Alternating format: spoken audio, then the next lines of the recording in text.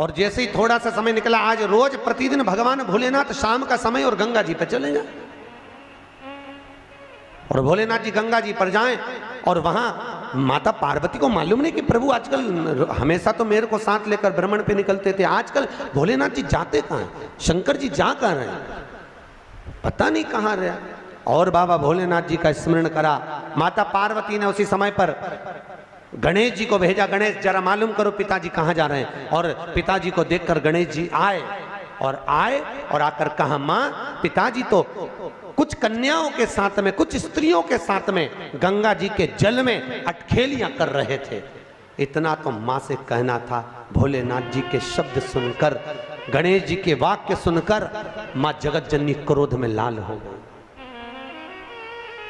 माता पार्वती क्रोध में लाल, और उसी समय पर माता पार्वती क्रोध में लाल होकर सीधे गंगा जी के तट पर पहुंच गई, सीधे गंगा जी के तट पर।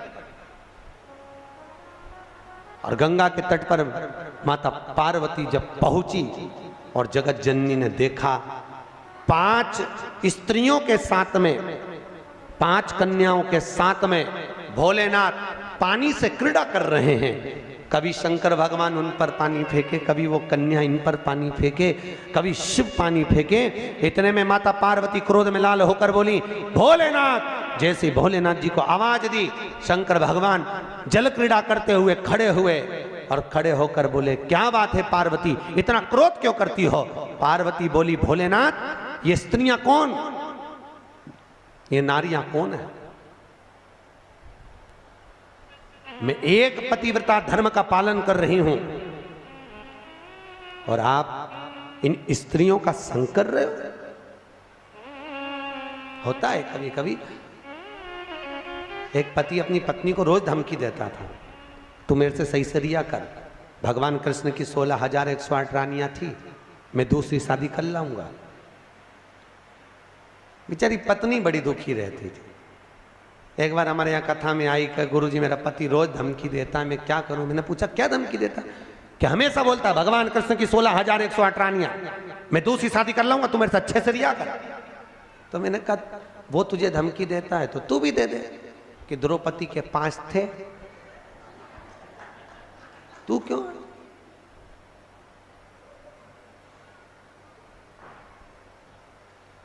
उसने, गुरुजी अब तुम चिंता मत करो, अब बोल। और दूसरे दिन फिर बोला, भगवान कृष्ण की 16,108 रानियां मैं दूसरी कर लाऊंगा। इतने में जूड़ा बांधती बांधती, देखना माताएं जब झगड़ने जाती है, लड़ने जाती है, जूड़ा बांधती। क्यों, क्योंकि मेरे हिसाब से ये जूड़े से एनर्जी मिलती होगी लड़ने की, पावर। अच्छा, पड़ोसन से 3-4 बार लड़ेगी ना तो 3-4 बार इसका जूड़ा खुलेगा, फिर बांधती बांधती, बोल तो जरा बोल, मतलब एनर्जी, पावर, पावर है। होता है।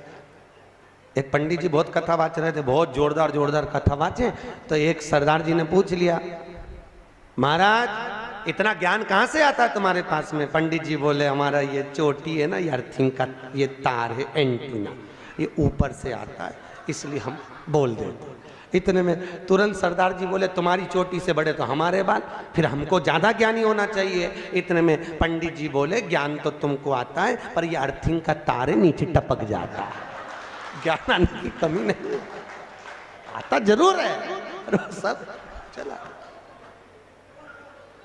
आया, मना नहीं है। तो भैया कभी ना बोले। भगवान शिव जब अटखेलियां कर रहे थे स्त्रियों के साथ में, 5 स्त्रियों के साथ में अटखेलियां, तो भोलेनाथ जी के सम्मुख में पार्वती मैया ने कहा, आप ये 5 स्त्रियों के साथ, 5 कन्याओं के साथ क्या कर रहे हो, कौन है ये। मैं एक पतिव्रता धर्म का पालन कर रही हूं, और तुमने ये क्या करा। भोलेनाथ जी ने कहा, पार्वती मौन होइए। पार्वती को क्रोध आया, केश माता पार्वती ने खोले। भगवान भोलेनाथ को लगा ये इन कन्याओं को मार देगी। तब भगवान शिव ने कहा, पार्वती चुप हो, ये मेरी 5 बेटियां हैं, ये मेरी 5 पुत्रियां। पार्वती ने पूछा, 5 पुत्रियां कब प्रकट हो गई प्रभु। बाबा भोलेनाथ ने कहा, पार्वती जब चौसर खेलते समय तूने मेरे वस्त्र लिए, मैं जल क्रीड़ा करने के लिए, जल में तप करने के लिए बैठा। तप के करने से मेरे शरीर से पसीना बह निकला।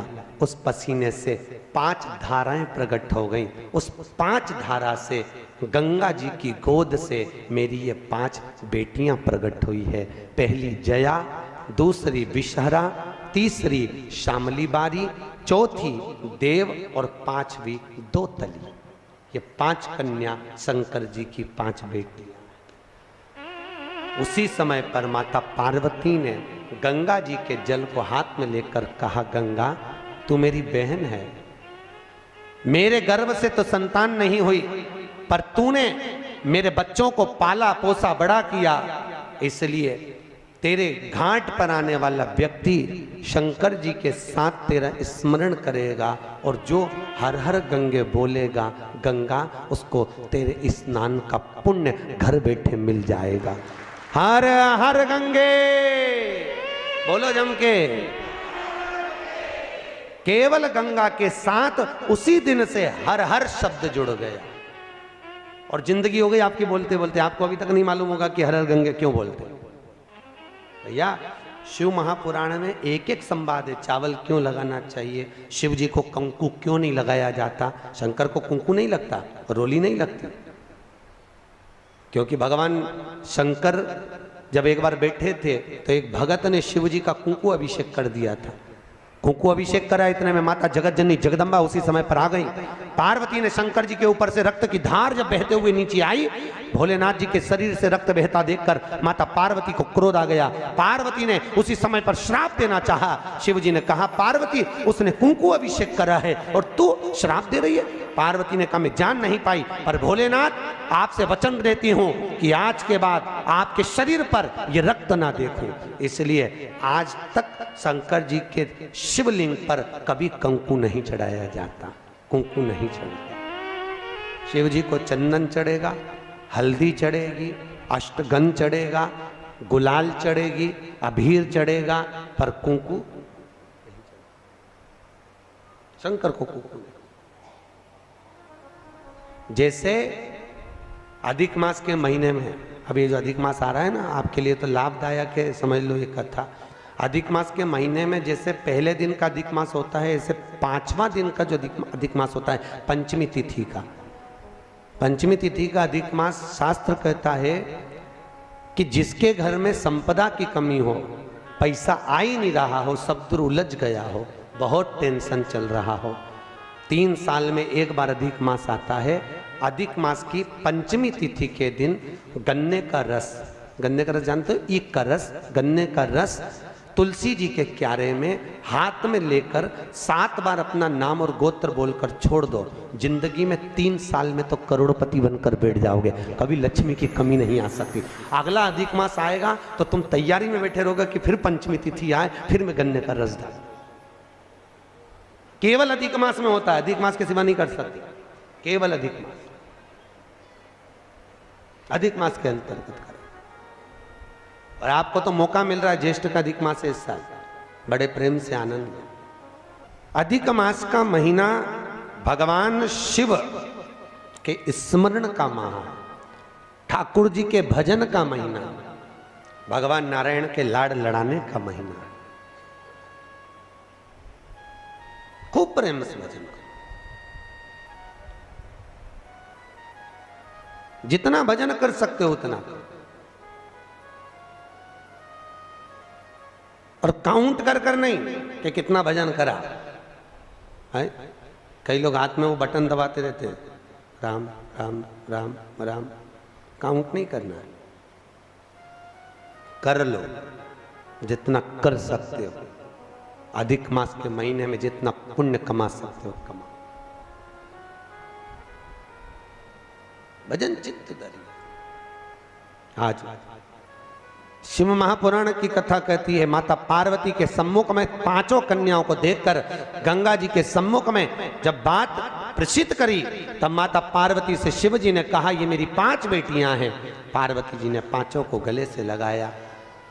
भगवान भोलेनाथ बोले, पार्वती ये जल की तरंगों में प्रवाहित होने के कारण इनका शरीर सर्प की आकृति में रहेगा। सर्प की आकृति।